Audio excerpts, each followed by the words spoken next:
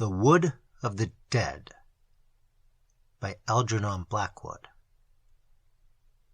One summer, in my wanderings with a knapsack, I was at luncheon in the room of a wayside inn in the western country, when the door opened and there entered an old rustic, who crossed close to my end of the table and sat himself down very quietly in the seat by the bow window. We exchanged glances, or, properly speaking, nods, for at the moment I did not actually raise my eyes to his face, so concerned was I with the important business of satisfying an appetite gained by tramping 12 miles over a difficult country. The fine warm rain of 7 o'clock, which had since risen in a kind of luminous mist about the tree-tops, now floated far overhead in a deep blue sky, and the day was settling down into a blaze of golden light. It was one of those days peculiar to Somerset and North Devon, when the orchards shine and the meadows seem to add a radiance of their own, so brilliantly soft are the colorings of grass and foliage. The innkeeper's daughter, a little maiden with a simple country loveliness, presently entered with a foaming pewter mug, inquired after my welfare, and went out again. Apparently she had not noticed the old man sitting in the settle by the bow window, nor had he, for his part, so much as once turned his head in our direction. Under ordinary circumstances, I should probably have given no thought to this other occupant of the room, but the fact that it was supposed to be reserved for my private use, and the singular thing that he sat looking aimlessly out of the window, with no attempt to engage me in conversation, drew my eyes more than once somewhat curiously upon him, and I soon caught myself wondering why he sat there so silently, and always with averted head. He was, I saw, a rather bent old man in rustic dress, and the skin of his face was wrinkled like that of an apple. Corduroy trousers were caught up with a string below the knee, and he wore a sort of brown fustian jacket that was very much faded. His thin hand rested upon a stoutish stick. He wore no hat and carried none, and I noticed that his head, covered with silvery hair, was finely shaped and gave the impression of something noble. Though rather piqued by his studied disregard of my presence, I came to the conclusion that he probably had something to do with the little hostel, and had a perfect right to use this room with freedom, and I finished my luncheon without breaking the silence, and then took the settle opposite to smoke a pipe before going on my way. Through the open window came the sense of the blossoming fruit trees. The orchard was drenched in sunshine, and the branches danced lazily in the breeze. The grass below fairly shone with white and yellow daisies, and the red roses climbing in profusion over the casement mingled their perfume with the sweetly penetrating odor of the sea. It was a place to dawdle in, to lie and dream away a whole afternoon, watching the sleepy butterflies and listening to the chorus of birds, which seemed to fill every corner of the sky. Indeed, I was already debating in my mind whether to linger and enjoy it all instead of taking the strenuous pathway over the hills, when the old rustic in the settle opposite suddenly turned his face towards me for the first time and began to speak. His voice had a quiet, dreamy note in it that was quite in harmony with the day and the scene, but it sounded far away, I thought, almost as though it came to me from outside where the shadows were weaving their eternal tissue of dreams upon the garden floor. Moreover, there was no trace in it of the rough quality one might naturally have expected, and now that I saw the full face of the speaker for the first time, I noted with something like a start that the deep, gentle eyes seemed far more in keeping with the timbre of the voice than with the rough and very countrified appearance of the clothes and manner.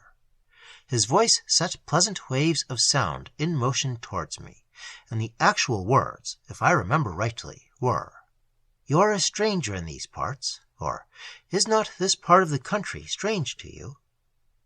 There was no "sir," nor any outward or visible sign of the deference usually paid by real country folk to the town-bred visitor, but in its place a gentleness, almost a sweetness, a polite sympathy that was far more of a compliment than either. I answered that I was wandering on foot through a part of the country that was wholly new to me, and that I was surprised not to find a place of such idyllic loveliness marked upon my map. "I have lived here all my life," he said with a sigh, "and am never tired of coming back to it again." "Then you no longer live in the immediate neighborhood?" "I have moved," he answered briefly, adding after a pause in which his eyes seemed to wander wistfully to the wealth of blossoms beyond the window, "but I am almost sorry, for nowhere else have I found the sunshine lie so warmly, the flowers smell so sweetly, or the winds and streams make such tender music." His voice died away into a thin stream of sound that lost itself in the rustle of the rose leaves climbing in at the window, for he turned his head away from me as he spoke and looked out into the garden. But it was impossible to conceal my surprise, and I raised my eyes in frank astonishment on hearing so poetic an utterance from such a figure of a man, though at the same time realizing that it was not the least inappropriate, and that, in fact, no other sort of expression could have properly been expected from him. "I am sure you are right," I answered at length, when it was clear he had ceased speaking. "Or there is something of enchantment here, a real fairy-like enchantment, that makes me think of the visions of childhood days, before one knew anything of... I had been oddly drawn into his vein of speech, some inner force compelling me, but here the spell passed, and I could not catch the thoughts that had a moment before opened a long vista before my inner vision. "To tell you the truth," I concluded lamely, "the place fascinates me, and I am in two minds about going further." Even at this stage I remember thinking it odd that I should be talking like this with a stranger whom I met in a country inn, for it has always been one of my failings that to strangers my manner is brief to surliness. It was as though we were figures meeting in a dream, speaking without sound, obeying laws not operative in the everyday working world, and about to play with the new scale of space and time, perhaps. But my astonishment passed quickly into an entirely different feeling when I became aware that the old man opposite had turned his head from the window again, and was regarding me with eyes so bright they seemed almost to shine with an inner flame. His gaze was fixed upon my face with an intense ardor, and his whole manner had suddenly become alert and concentrated. There was something about him, I now felt for the first time, that made little thrills of excitement run up and down my back. I met his look squarely, but with an inward tremor. "Stay, then, a little while longer," he said in a much lower and deeper voice than before. "Stay, and I will teach you something of the purpose of my coming." He stopped abruptly. I was conscious of a decided shiver. "You have a special purpose, then, in coming back?" I asked, hardly knowing what I was saying. "To call away someone," he went on in the same thrilling voice, "someone who is not quite ready to come, but who is needed elsewhere for a worthier purpose." There was a sadness in his manner that mystified me more than ever. "You mean—" I began with an unaccountable excess of trembling. "I have come for someone who must soon move, even as I have moved." He looked me through and through with a dreadfully piercing gaze, but I met his eyes with a full straight stare, trembling though I was, and I was aware that something stirred within me that had never stirred before, though for the life of me I could not have put a name to it or have analyzed its nature. Something lifted or rolled away. For one single second I understood clearly that the past and the future exist actually side by side in one immense present, that it was I who moved to and fro among shifting protean appearances. The old man dropped his eyes from my face, and the momentary glimpse of a mightier universe passed utterly away. Reason regained its sway over a dull, limited kingdom. "Come tonight," I heard the old man say. "Come to me tonight in the wood of the dead. Come at midnight.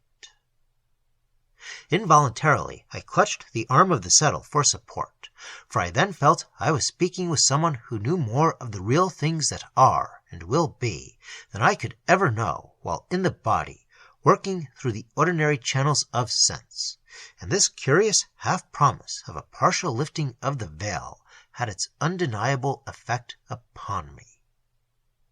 The breeze from the sea had died away outside, and the blossoms were still. A yellow butterfly floated lazily past the window.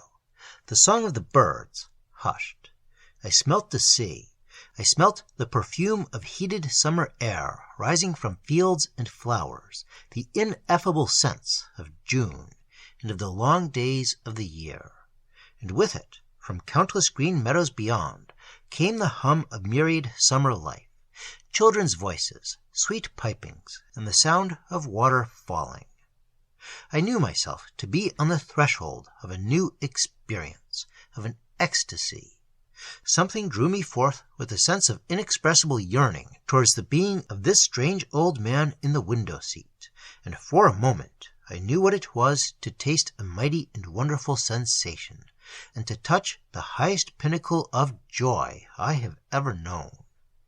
It lasted for less than a second, and was gone. But in that brief instant of time, the same terrible lucidity came to me that had already shown me how the past and future exist in the present, and I realized and understood that pleasure and pain are one and the same force, for the joy I had just experienced included also all the pain I ever had felt, or ever could feel. The sunshine grew to dazzling radiance, faded, passed away. The shadows paused in their dance upon the grass, deepened a moment, and then melted into air. The flowers of the fruit trees laughed with their little silvery laughter as the wind sighed over their radiant eyes the old, old tale of its personal love. Once or twice a voice called my name. A wonderful sensation of lightness and power began to steal over me. Suddenly the door opened, and the innkeeper's daughter came in. By all ordinary standards, hers was a charming country loveliness, born of the stars and wild flowers, of moonlight shining through autumn mists upon the river and the fields. Yet, by contrast with the higher order of beauty I had just momentarily been in touch with, she seemed almost ugly. How dull her eyes, how thin her voice, how vapid her smile, and insipid her whole presentment. For a moment she stood between me and the occupant of the window-seat, while I counted out the small change for my meal and for her services. But when, an instant later, she moved aside, I saw that the settle was empty, and that there was no longer anyone in the room but our two selves. This discovery was no shock to me. Indeed, I had almost expected it, and the man had gone just as a figure goes out of a dream, causing no surprise, and leaving me as part and parcel of the same dream without breaking of continuity. But as soon as I had paid my bill, and thus resumed in very practical fashion the thread of my normal consciousness, I turned to the girl and asked her if she knew the old man who had been sitting in the window-seat, and what he had meant by the wood of the dead. The maiden started visibly, glancing quickly round the empty room, but answering simply that she had seen no one. I described him in great detail, and then, as the description grew clearer, she turned a little pale under her pretty sunburn, and said very gravely that it must have been the ghost. "Ghost? What ghost?" "Oh, the village ghost," she said quietly, coming closer to my chair with a little nervous movement of genuine alarm, and adding in a lower voice, "He comes before death, they say." It was not difficult to induce the girl to talk, and the story she told me, shorn of the superstition that had obviously gathered with the years round the memory of a strangely picturesque figure, was an interesting and peculiar one. The inn, she said, was originally a farmhouse, occupied by a yeoman farmer, evidently of a superior, if rather eccentric, character, who had been very poor until he reached old age, when his son died suddenly in the colonies and left him an unexpected amount of money, almost a fortune.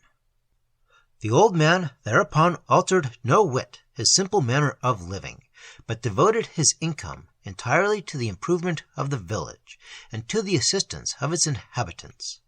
He did this quite regardless of his personal likes and dislikes, as if one and all were absolutely alike to him, objects of genuine and impersonal benevolence. People had always been a little afraid of the man, not understanding his eccentricities, but the simple force of this love for humanity changed all that in a very short space of time, and before he died he came to be known as the father of the village, and was held in great love and veneration by all. A short time before his end, however, he began to act queerly. He spent his money just as usefully and wisely, but the shock of sudden wealth after a life of poverty, people said, had unsettled his mind. He claimed to see things that others did not see, to hear voices, and to have visions. Evidently, he was not of the harmless, foolish, visionary order, but a man of character and of great personal force, for the people became divided in their opinions, and the vicar, good man, regarded and treated him as a special case. For many, his name and atmosphere became charged almost with a spiritual influence that was not of the best. People quoted texts about him, kept when possible out of his way, and avoided his house after dark. None understood him, but though the majority loved him, an element of dread and mystery became associated with his name, chiefly owing to the ignorant gossip of the few.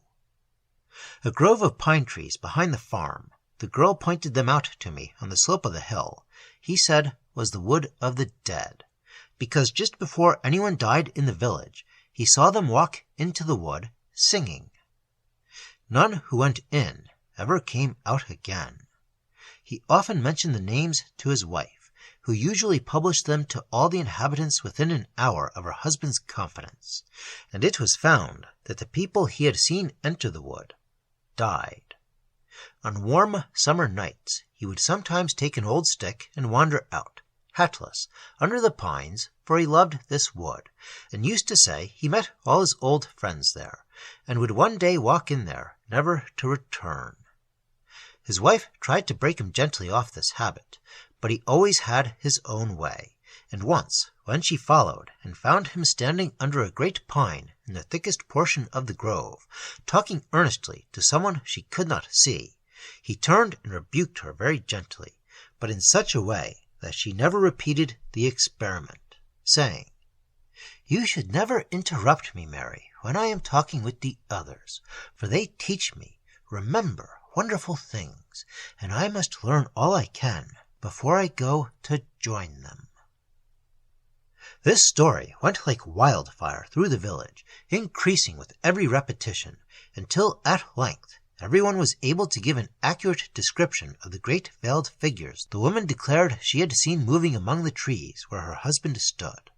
The innocent pine grove now became positively haunted, and the title of Wood of the Dead clung naturally, as if it had been applied to it in the ordinary course of events by the compilers of the Ordnance Survey.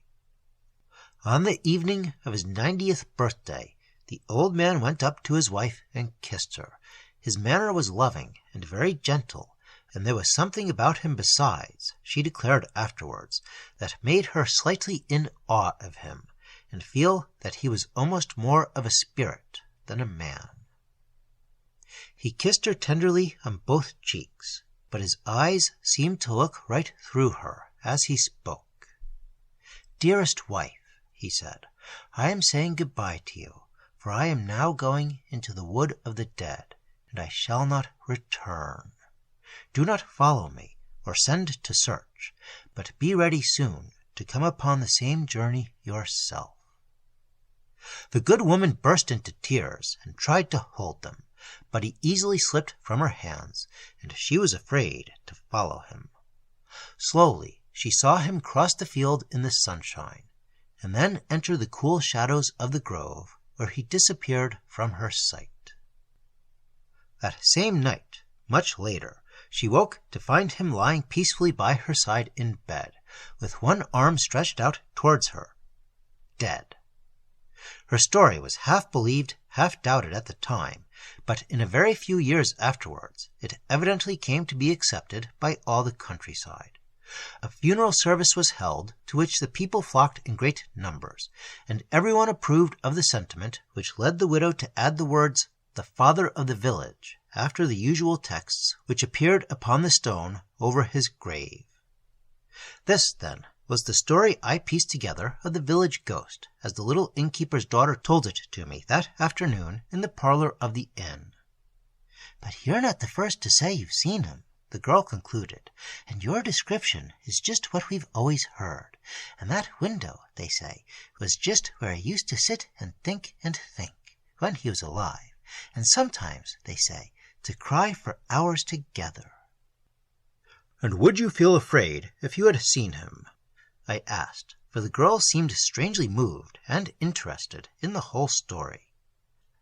"I think so," she answered timidly. "Surely, if he spoke to me. He did speak to you, didn't he, sir?" she asked after a slight pause. "He said he had come for someone." "Come for someone," she repeated. "Did he say—" She went on falteringly. "No, he did not say for whom," I said quickly, noticing the sudden shadow on her face and the tremulous voice. "Are you really sure, sir?" "Oh, quite sure," I answered cheerfully. "I did not even ask him." The girl looked at me steadily for nearly a whole minute, as though there were many things she wished to tell me or to ask. But she said nothing, and presently picked up her tray from the table and walked slowly out of the room.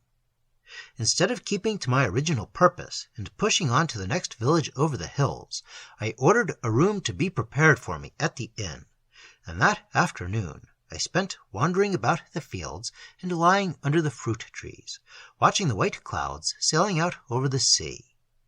The wood of the dead I surveyed from a distance, but in the village I visited the stone erected to the memory of the father of the village, who was thus, evidently, no mythical personage, and saw also the monuments of his fine, unselfish spirit, the schoolhouse he built, the library, the home for the aged poor, and the tiny hospital.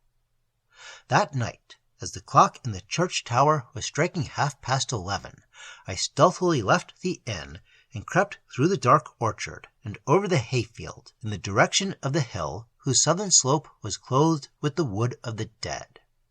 A genuine interest impelled me to the adventure, but I also was obliged to confess to a certain sinking in my heart as I stumbled along over the field in the darkness, for I was approaching what might prove to be the birthplace of a real country myth, and a spot already lifted by the imaginative thoughts of a considerable number of people into the region of the haunted and ill-omened. The inn lay below me, and all round it the village clustered in a soft black shadow unrelieved by a single light. The night was moonless, yet distinctly luminous, for the stars crowded the sky. The silence of deep slumber was everywhere, so still, indeed, that every time my foot kicked against a stone, I thought the sound must be heard below in the village and waken the sleepers. I climbed the hill slowly, thinking chiefly of the strange story of the noble old man who had seized the opportunity to do good to his fellows the moment it came his way, and wondering why the causes that operate ceaselessly behind human life did not always select such admirable instruments. Once or twice a night bird circled swiftly over my head, but the bats had long since gone to rest, and there was no other sign of life stirring. Then, suddenly, with a singular thrill of emotion, I saw the first trees of the wood of the dead rise in front of me in a high black wall. Their crests stood up like giant spears against the starry sky, and though there was no perceptible movement of the air on my cheek, I heard a faint rustling sound among their branches as the night breeze passed to and fro over their countless little needles. A remote, hushed murmur rose overhead and died away again almost immediately. For in these trees the wind seems to be never absolutely at rest, and on the calmest day there is always a sort of whispering music among their branches. For a moment I hesitated on the edge of this dark wood and listened intently. Delicate perfumes of earth and bark stole out to meet me. Impenetrable darkness faced me. Only the consciousness that I was obeying an order, strangely given, and including a mighty privilege, enabled me to find the courage to go forward and step in boldly under the trees. Instantly the shadows closed in upon me, and something came forward to meet me from the center of the darkness. It would be easy enough to meet my imagination halfway with fact, and to say that a cold hand grasped my own and led me by invisible paths into the unknown depths of the grove. But at any rate, without stumbling, and always with the positive knowledge that I was going straight towards the desired object, I pressed on confidently and securely into the wood. So dark was it that, at first, not a single starbeam pierced the roof of branches overhead, and as we moved forward side by side, the trees shifted silently past us in long lines, row upon row, squadron upon squadron, like the units of a vast, soundless army. And at length we came to a comparatively open space, where the trees halted upon us for a while, and, looking up, I saw the white river of the sky beginning to yield to the influence of a new light that now seemed spreading swiftly across the heavens. "It is the dawn coming," said the voice at my side, that I certainly recognized, but which seemed almost like a whispering from the trees. "And we are now in the heart of the wood of the dead." We seated ourselves on a moss-covered boulder and waited for the coming of the sun. With marvelous swiftness, it seemed to me, the light in the east passed into the radiance of early morning, and when the wind awoke and began to whisper in the tree-tops, the first rays of the risen sun fell between the trunks and rested in a circle of gold at our feet. "Now come with me," whispered my companion in the same deep voice, "for time has no existence here, and that which I would show you is already there."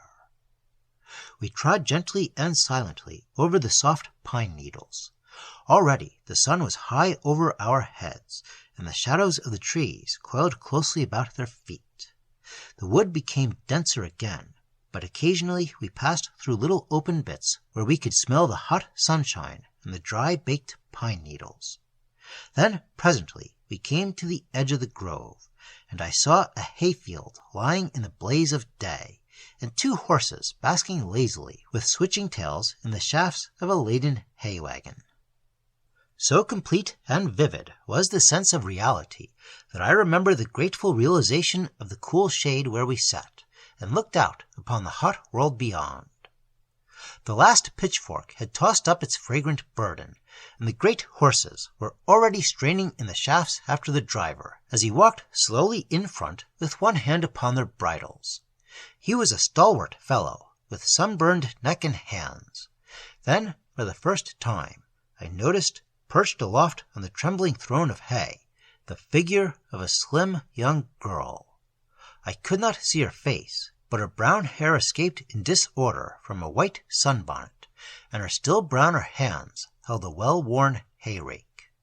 She was laughing and talking with the driver, and he, from time to time, cast up at her ardent glances of admiration, glances that won instant smiles and soft blushes in response. The cart presently turned into the roadway that skirted the edge of the wood where we were sitting. I watched the scene with intense interest, and became so much absorbed in it that I quite forgot the manifold, strange steps by which I was permitted to become a spectator. "Come down and walk with me," cried the young fellow, stopping a moment in front of the horses, and opening wide his arms. "Jump, and I'll catch you." "Oh!" she laughed, and her voice sounded to me as the happiest, merriest laughter I had ever heard from a girl's throat. "Oh, that's all very well, but remember I'm the queen of the hay, and I must ride." "Then I must come and ride beside you," he cried, and began at once to climb up by way of the driver's seat. But with a peal of silvery laughter, she slipped down easily over the back of the hay to escape him, and ran a little way along the road. I could see her quite clearly, and noticed the charming and natural grace of her movements, and the loving expression in her eyes, as she looked over her shoulder to make sure he was following. Evidently, she did not wish to escape for long, certainly not forever. In 2 strides, the big brown swain was after her, leaving the horses to do as they pleased. Another second, and his arms would have caught the slender waist and pressed the little body to his heart. But just at that instant, the old man beside me uttered a peculiar cry. It was low and thrilling, and it went through me like a sharp sword. He had called her by her own name, and she had heard. For a second she halted, glancing back with frightened eyes. Then, with a brief cry of despair, the girl swerved aside and dived in swiftly among the shadows of the trees. But the young man saw the sudden movement, and cried out to her passionately, "Not that way, my love, not that way! It's the wood of the dead!" She threw a laughing glance over her shoulder at him, and the wind caught her hair and drew it out in a brown cloud under the sun. But the next minute she was close beside me, lying on the breast of my companion, and I was certain I heard the words repeatedly uttered with many sighs. "Father, you called, and I have come, and I come willingly, for I am very, very tired." At any rate, so the words sounded to me, and mingled with them I seemed to catch the answer in that deep, thrilling whisper I already know. "And you shall sleep, my child, sleep for a long, long time, until it is time for you to begin the journey again." In that brief second of time I had recognized the face and voice of the innkeeper's daughter. But the next minute a dreadful wail broke from the lips of the young man, and the sky grew suddenly as dark as night. The wind rose and began to toss the branches about us, and the whole scene was swallowed up in a wave of utter blackness. Again the chill fingers seemed to seize my hand, and I was guided by the way I had come to the edge of the wood, and crossing the hayfield, still slumbering in the starlight, I crept back to the inn and went to bed. A year later I happened to be in the same part of the country, and the memory of the strange summer vision returned to me with the added softness of distance. I went to the old village and had tea under the same orchard trees at the same inn. But the little maid of the inn did not show her face, and I took occasion to inquire of her father as to her welfare and her whereabouts. "Married, no doubt," I laughed, but with a strange feeling that clutched at my heart. "No, sir," replied the innkeeper sadly, "not married, though she was just going to be, but dead. She got a sunstroke in the hayfields, just a few days after you were here, if I remember rightly, and she was gone from us in less than a week."